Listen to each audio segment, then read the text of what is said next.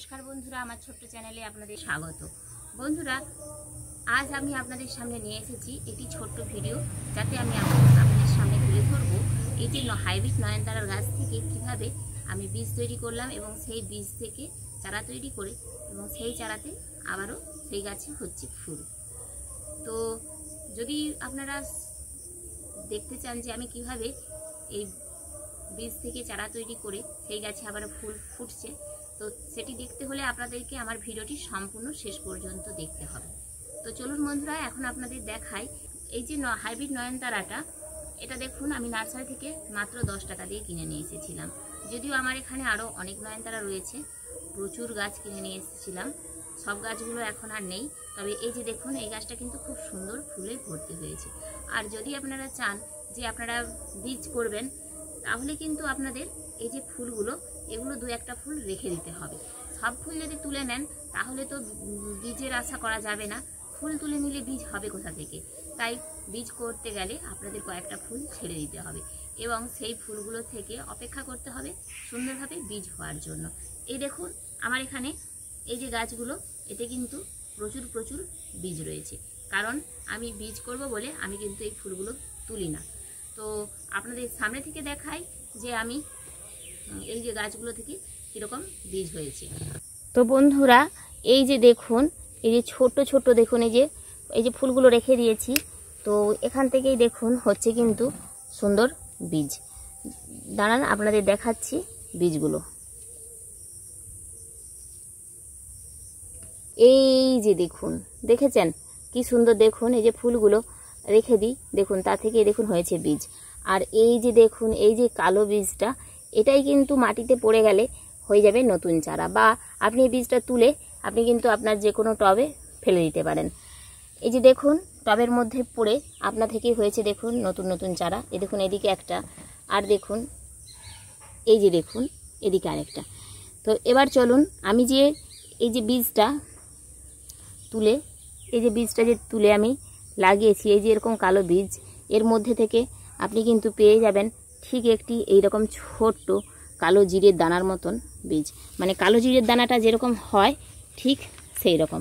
এই দেখুন, আমি এখানে আপনাদের সুবিধার জন্য এই দেখুন একটা বীজকে তুলে ফাটিয়ে রেখেছি। দেখেছেন, এরকমই বীজ আপনি কিন্তু পেয়ে যেতে পারেন।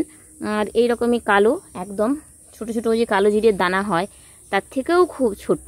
দেখেছেন বীজগুলো? এই বীজগুলো আপনি মাটিতে দিয়ে দিন, তাহলেই কিন্তু হয়ে যাবে দেখুন এইরকম সুন্দর চারা। আবার এই চারাটাই কয়েকদিন পর আরেকটু বড় হয়ে দেখুন কি সুন্দর একটা রূপ নেবে। তারও কয়েকদিন পর চারাটা কিন্তু আরও বড় হয়ে গিয়ে এই দেখুন এরকম একটি ফুলে ভরে উঠবে। দেখেছেন কি সুন্দর ফুল? এবার এই চারাটাই আরও কয়েকদিন পর দেখুন কি সুন্দর একটা রূপ নিয়ে দেখুন ফুলে ভর্তি হয়ে যাবে। এরকম যদি আপনারাও আপনাদের বাগানে একটি গাছ কিনে থাকেন এবং সেই গাছটি থেকে যদি এভাবেই আপনারাও নিজের হাতে কয়েকটি চারা তৈরি করে নিতেই পারেন। আমি তো এই একটা গাছ কিনেছিলাম, তা থেকেই দেখুন এখানে কত নতুন চারার তৈরি করে নিয়েছি। এই যে দেখুন একটি ছোট্ট গাছ, দেখেছেন কি সুন্দর ফুল? দেখুন, এইরকম যদি আপনারা নিজেদের বাগানে ফুল পেতে চান, তাহলে অবশ্যই আপনাদের আমার এই ছোট্ট ট্রিক্সটি অ্যাপ্লাই করতে হবে। কোনো ঝামেলা নেই বন্ধুরা, আপনারা শুধুমাত্র কয়েকটা ফুল ছেড়ে দিন, গাছের সমস্ত ফুল তুলে নেবেন না, তাহলেই কিন্তু হবে। এই দেখুন, এখানে রয়েছে একটি সাদা নয়নতারার গাছ। এই যে সাদা হাইব্রিড নয়নতারা, এটাও একটা। এই গাছটা দেখুন কি সুন্দর ফুলে ভর্তি। আমি কিন্তু সবসময় ফুল তুলি না, আর এই যে দেখুন ফুল তুলি না, তার জন্যই দেখুন এই যে ফুলগুলো থেকে প্রচুর দেখুন বীজ তৈরি হয়েছে। এখন প্রতিটি গাঁঠেই ফুল, এবং দেখুন প্রতিটি গাঁঠেই হচ্ছে বীজ। আর এই বীজটাই দেখুন পড়ে গিয়ে এখানে দেখুন হয়েছে দেখুন কত নতুন চারা।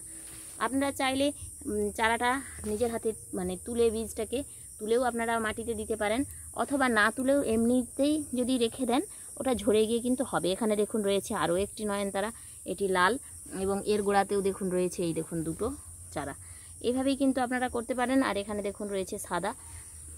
আমার এখানে অনেক নয়নতারাই রয়েছে। আর এইখানে দেখুন এটা একটা দেশি নয়নতারাও আপনারা করতে পারেন। এই ফুলটিও ভীষণ ভালো লাগে, আর এরকম হাইব্রিডও লাগিয়ে নিতে পারেন। এখানে হয়েছে বটের চারা, আর এটা মিলির কথা আপনাদের আর কি বলবো, মিলিটা কিন্তু সারা বছরই আমার এখানে হচ্ছে। এরকম ছোট ছোট টবের মধ্যেই হচ্ছে মিলিতে ফুল। আর এই দেখুন এখানে রয়েছে কি সুন্দর একটি ছোট্ট রজনীগন্ধা স্টিক, সরি ভুল বললাম বন্ধুরা, এখানে রয়েছে দুটি রজনীগন্ধা স্টিক। দেখুন পাশাপাশি এই যে বড় স্টিকটাতে প্রচুর প্রচুর ফুল হয়ে গিয়েছে, এখন আর ফুল নেই, এই ডোগাতে মাত্র দুটো ফুল রয়েছে। আর এই যে দেখুন ছোট স্টিকটাতে এখন ফুল ফোটা শুরু হয়েছে। আর দেখুন রজনীগন্ধাটা রয়েছে একটা ছোট্ট টবের মধ্যে। তো আপনারাও চাইলে এরকম কিন্তু কিছু গাছ লাগিয়ে নিতেই পারেন, আপনাদের বাগানটিও কিন্তু খুব সুন্দর লাগবে। দেখুন আমার এখানে আমি তো লাগিয়েছি টুকটাক ফুল, আর এই ফুলগুলোর সৌন্দর্যই কিন্তু আলাদা। এই যে দেখুন অ্যাডেনিয়ামটা, এটা কিন্তু আমাকে ভীষণ ভালো লাগে, সারা বছর আমার এখানে হচ্ছে কিন্তু অ্যাডেনিয়ামের ফুল, এবং মানে মন মুগ্ধ করা ফুল। এদিকে এই গাছটা কি আমি সত্যিই নাম জানি না, আপনাদের যদি কারো নাম জানা থাকে অবশ্যই আপনারা জানাবেন। এখানেও দেখুন এখানে আমি প্রচুর প্রচুর অ্যালোভেরা লাগিয়েছি। আর এই দিকটাতে দেখুন গোলাপ গাছগুলো কিন্তু এই বর্ষার জল পেয়ে সুন্দর একটি রূপ নিয়েছে। আর এটা কি বলুন তো বন্ধুরা, এটা লেমন গ্রাস।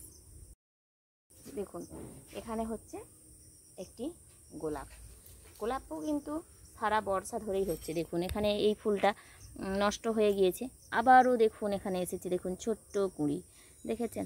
প্রায় সময়ে কিন্তু হচ্ছে গোলাপ, একটা না একটা গোলাপ ঠিক লেগেই রয়েছে।